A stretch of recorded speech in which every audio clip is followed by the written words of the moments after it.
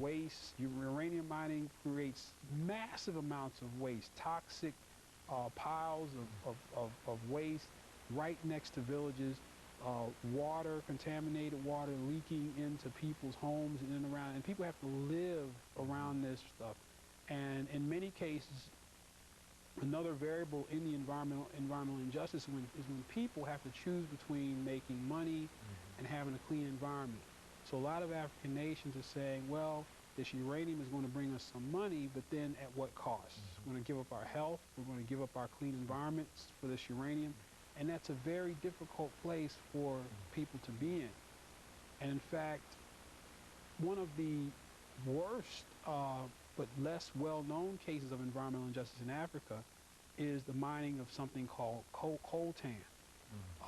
Coltan is a mineral without which you would not have the cell phone industry or these PlayStation. Almost all of those technical tools run off of this coltan mineral.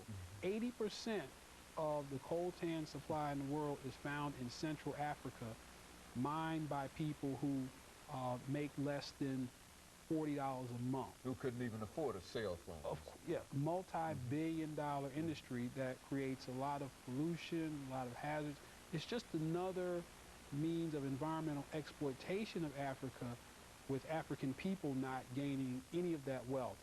I mean, you've heard of blood diamonds. Well, we have blood diamonds, we have blood uranium. You may as well say we have blood cell phones and blood PlayStations. Even some of the timber resources from Africa are being pillaged. So we even have blood timber.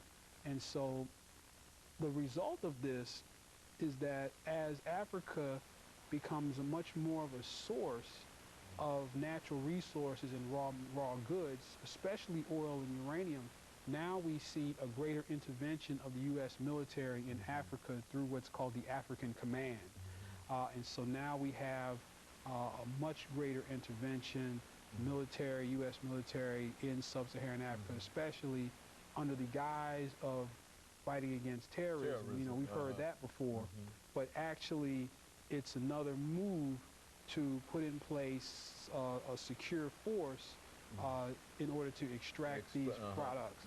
And it's basically the same thing that happened in Iraq, whereas now we know that after this long conflict, the military is moving out of Iraq and oil companies are moving into Iraq. And so the same thing now is happening in Africa.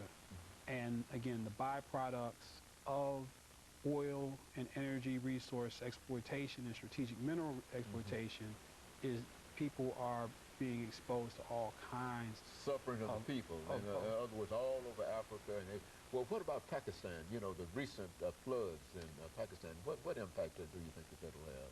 Well, that again is, you know, lack of access to resources to mitigate these types of things. And some of the solutions that have been put forth in Haiti, in fact, in Africa, there's Dr. Wangari Maathai, who was the first African woman to win a Nobel Peace Prize.